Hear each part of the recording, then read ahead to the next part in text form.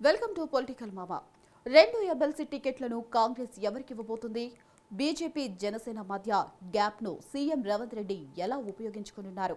DSC వివాదంపై అధికార కూటమి అసెంబ్లీ సమావేశాల్లో క్లారిటీ ఇవ్వనుందా? ప్రకాశం జిల్లా కూటమిలో దామచర్ల బాలినేని మధ్య విభేదాలు తారాస్థాయికి చేరుకున్నాయా? ఇలాంటి కథనాలతో ఇవాల్టి పొలిటికల్ మామా మీ ముందుకొచ్చింది.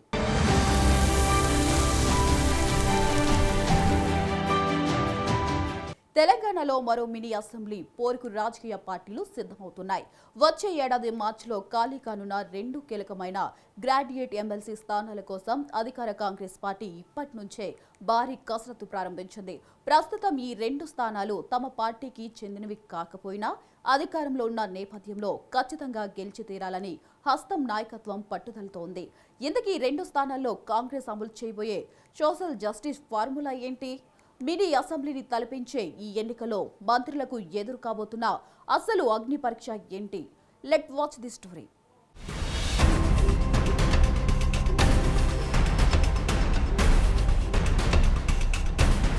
తెలంగాణ రాష్ట్ర రాజకీయాల్లో మరో ప్రతిష్టాత్మక ఎన్నికల సంగ్రామానికి తెరలేవబోతోంది.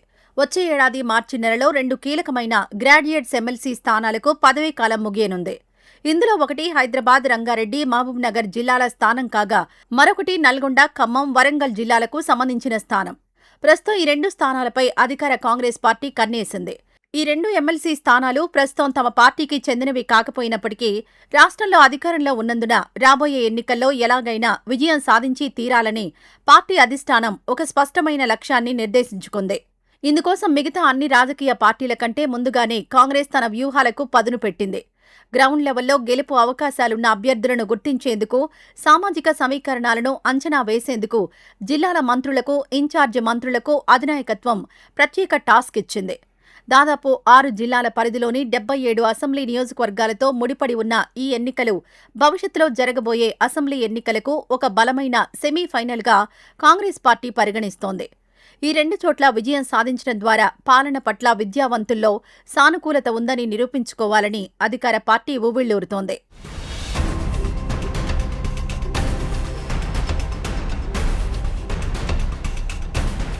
ఈ ఎన్నికల్లో విజయం కోసం కాంగ్రెస్ పార్టీ కేవలం అభ్యర్థుల పాపులారిటీపైనే కాకుండా సామాజిక సమీకరణాలపై కూడా ప్రత్యేక దృష్టి సారించింది.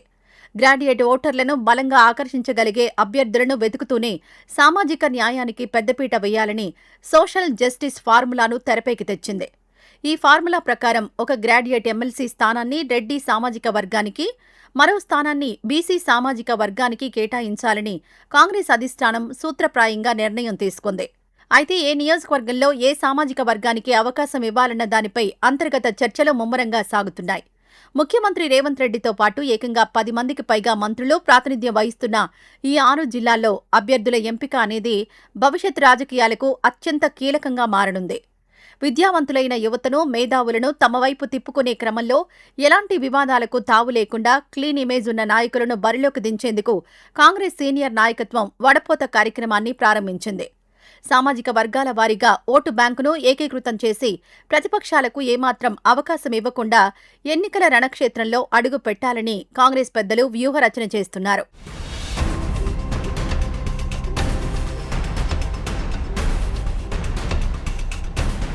సామాజిక సమీకరణాల నేపథ్యంలో నల్గొండ, ఖమ్మం, వరంగల్ జిల్లాల గ్రాడ్యుయేట్ స్థానానికి సంబంధించి పార్టీకి అందిన ప్రాథమిక ప్రతిపాదనలను పరిశీలిస్తే ఆశావహుల జాబితాలో ప్రధానంగా వినిపిస్తున్న 3 పేర్లు రెడ్డి సామాజిక వర్గానికే చెందినవి కావడం గమనార్హం.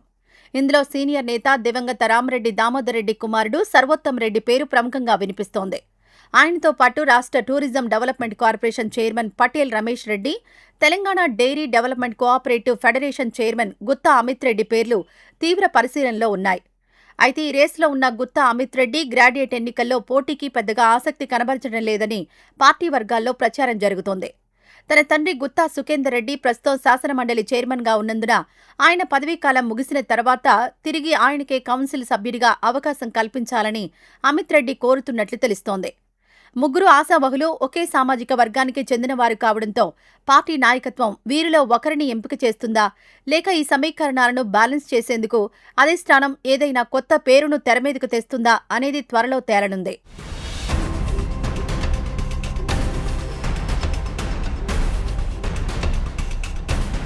మరో కీలకమైన హైదరాబాద్, రంగారెడ్డి, మహబూబ్నగర్ జిల్లాల గ్రాడ్యుయేట్ ఎమ్మెల్సీ నియోజకవర్గంలో కూడా ఆశావహుల జాబితాలో ప్రధానంగా 3 పేర్లు అధిష్టానం పరిశీలనలోకొచ్చాయి. ఇందులో 2 రెడ్డి వర్గానికి చెందిన నాయకులు కాగా ఒకరు బీసీ వర్గానికి చెందిన నేత కావడం విశేషం. ప్రస్తుతం టీపీసీసీ అధికార ప్రతినిధిగా ఉన్న సామా రామ్మోహన్ రెడ్డి, బీసీ వర్గానికి చెందిన గౌరీ సతీష్ యాదవ్ మరియు గాలి హర్షవర్ధన్ రెడ్డి పేర్లు రేసులో ఉన్నాయి. గౌరీ సతీష్ గతంలో ప్రైవేటు విద్యాసంస్థల యాజమాన్య సంఘం తరపున యాక్టివ్ రోల్ పోషించారు. ఆయనకు విద్యాసంస్థలతో ఉన్న బలమైన సంబంధాలు గ్రాడ్యుయేట్ ఓటర్లను సులభంగా ప్రభావితం చేయగలవన్న వాదన వినిపిస్తోంది. వీరు కాకుండా ఇటీవల కొన్ని వివాదాస్పద కామెంట్లతో ఆరోపణలు ఎదుర్కొంటున్న జక్కిడి శివచరణ్ రెడ్డి పేరు కూడా బలంగానే వినిపిస్తోంది. శివచరణ్ రెడ్డిపై సొంత పార్టీలోనే కొన్ని వ్యతిరేకతలు ఉన్నప్పటికీ ఎన్ఎస్యుఐ నాయకుడిగా ఆయనకు విద్యార్థులతో ఉన్న బలమైన సంబంధాలు, ఆర్థికంగా శక్తివంతుడనే అభిప్రాయం ఆయనకు కలిసొచ్చే అంశాలుగా మారాయి. నల్గొండ స్థానంలో రెడ్డి అభ్యర్థిని ఖరారు చేస్తే ఖమ్మంలో బీసీ అభ్యర్థిని నిలబెట్టాలి అని కాంగ్రెస్ రాష్ట్ర నాయకత్వం భావిస్తోంది. ఈ నేపథ్యంలో ఏ నియోజకవర్గంలో ఏ వర్గానికి అవకాశం దక్కుతుందన్నది రాజకీయ వర్గాల్లో ఆసక్తిని రేపుతోంది.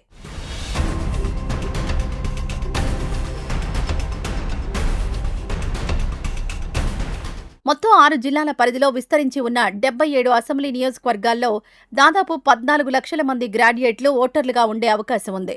త్వరలోనే కొత్త ఓటర్ల నమోదు కోసం ఈసీ నుంచి అధికారిక నోటిఫికేషన్ వెలువడనుంది. ఈ ఎన్నికల్లో విజయం అధికార కాంగ్రెస్కు అక్షరాల ఒక అగ్ని పరీక్షగా మారింది. ఈ 6 జిల్లాల పరిధిలోనే ఏకంగా 60 మంది కాంగ్రెస్ ఎమ్మెల్యేలు, 10 మంది మంత్రులు, అసెంబ్లీ స్పీకర్, డిప్యూటీ స్పీకర్, శాసనమండలి చీఫ్ విప్లతో పాటు మజ్లిస్ పార్టీ సభ్యులు, 6 అధికార పార్టీ ఎమ్మెల్సీలు ప్రాతినిధ్యం వహిస్తున్నారు. అధికారంలో ఉండి ఇంతమంది ప్రజాప్రతినిధులు ఉండి కూడా ఈ ఎమ్మెల్సీ స్థానాలను గెలిపించుకోలేకపోతే ప్రభుత్వానికి తీవ్ర అప్రతిష్ట వస్తుందని ముఖ్యమంత్రి రేవంత్ రెడ్డి భావిస్తున్నారు.